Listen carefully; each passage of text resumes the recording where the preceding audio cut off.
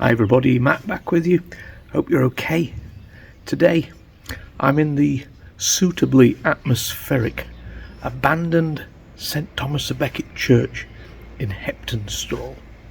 In 2 weeks time, exactly 2 weeks time, I'm going to be in Knaresborough visiting the cave of Mother Shipton.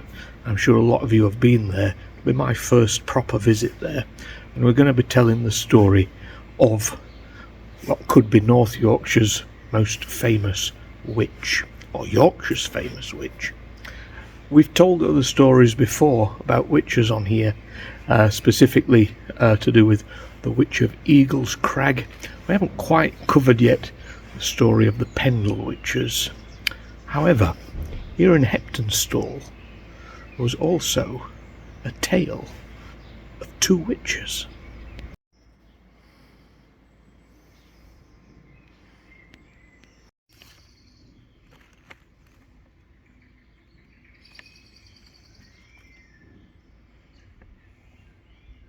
In 1646, here in Heptonstall, Elizabeth Crossley called at the house of Henry Cockroft, asking for alms, i.e. help with food or money.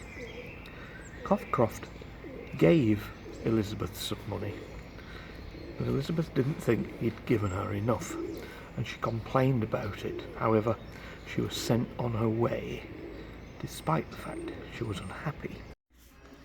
2 nights later, William, the 18-month-old son of Henry Cockroft, fell ill. He screamed in pain through the night, his body arched and racked in pain. He recovered briefly, but it was never the same.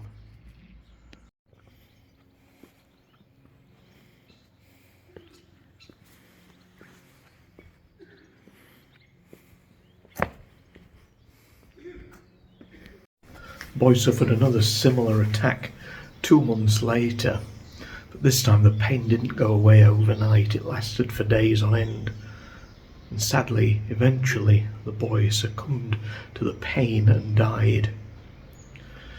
His father Henry claimed it was an act of witchcraft.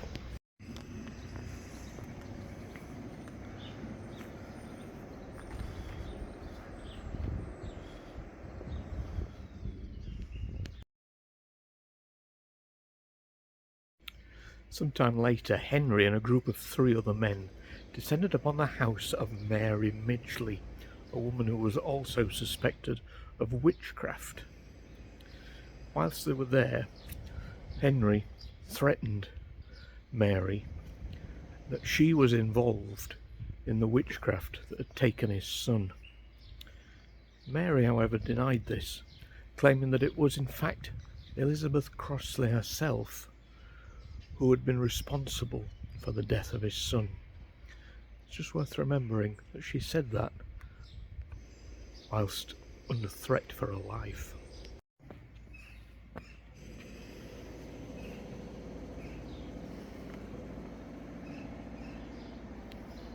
It's funny walking around the graveyard how I've already seen a Mary Midgley, we've seen a Cockroft, we've seen lots of Crossleys. None of them are the right ones, all a bit too recent. Yeah, maybe they were relations.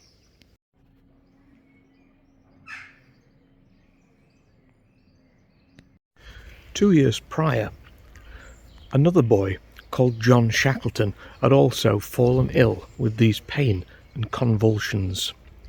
The family had taken this boy to visit neighbours, trying to get some advice on what to do, and whilst there, a vicar had been at the house. He'd said to the Shackleton family that when they left there on the way home, if they bumped into anyone they should ignore them, try and avoid these people at all costs.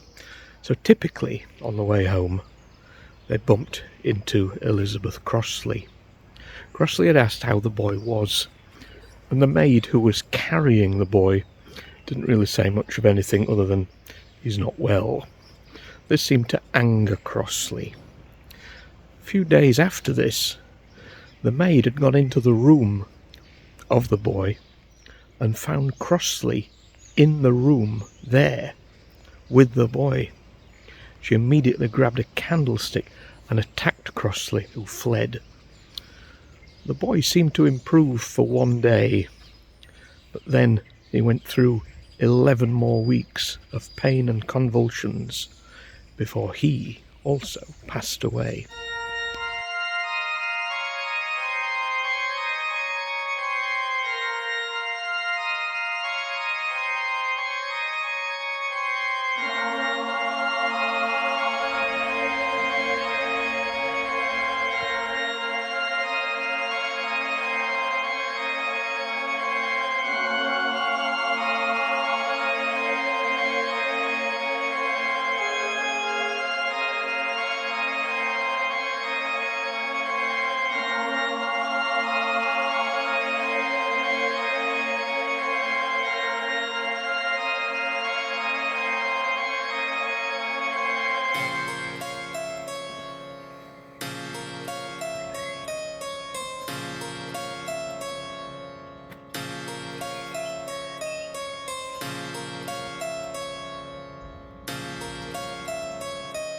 The reason people suspected Mary Midgley of being a witch is due to an incident that happened with a family in Heptonstall called the Woods.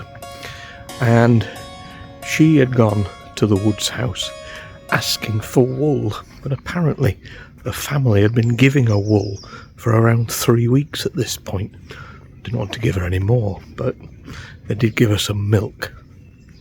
Not sure what you can do with milk if you're wanting wool. So naturally Mary Midgley was quite upset and left feeling very unsatisfied, almost in a way putting a curse on the family. 6 cows that belonged to the Woods fell ill the next day. Mrs. Wood went to confront Mary Midgley, and initially Mary had said it wasn't anything to do with her, but then repented and said yes, okay, it was. The way you can solve this is under each cow put a handful of salt and an old sickle. Surprisingly, all 6 cows recovered.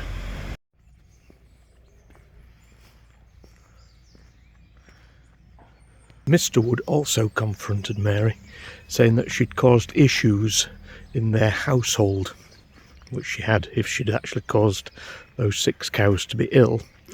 And Mary agreed and decided enough was enough, so she passed Mr. Wood an apple and said to him that she would never again cause any harm to his family. At the funeral of John Shackleton, Crossley was there, and she told Daniel Briggs, a family friend, that the child had been bewitched. Daniel hadn't believed it, but he remembered words his mother had told him on her deathbed a few years earlier. She had feared that her own incoming death was due to Elizabeth Crossley.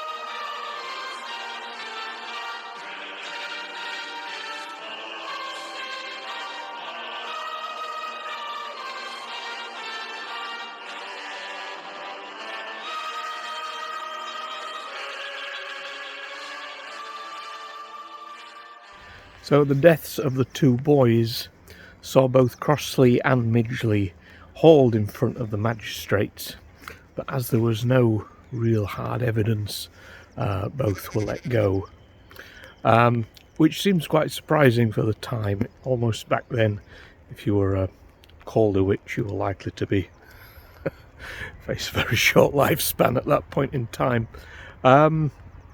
But yeah, the information that I've told you about, what happened, came from eyewitness testimonies at the trial.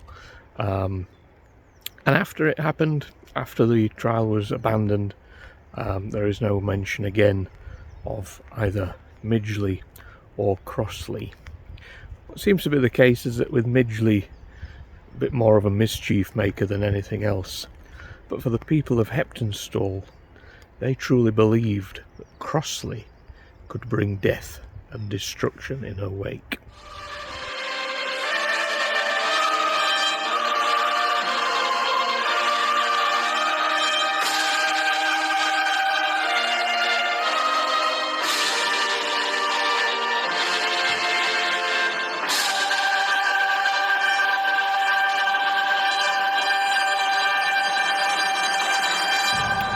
Okay, so for now we'll leave you from Heptonstall and the tale of two witches, which you may or may not have heard of.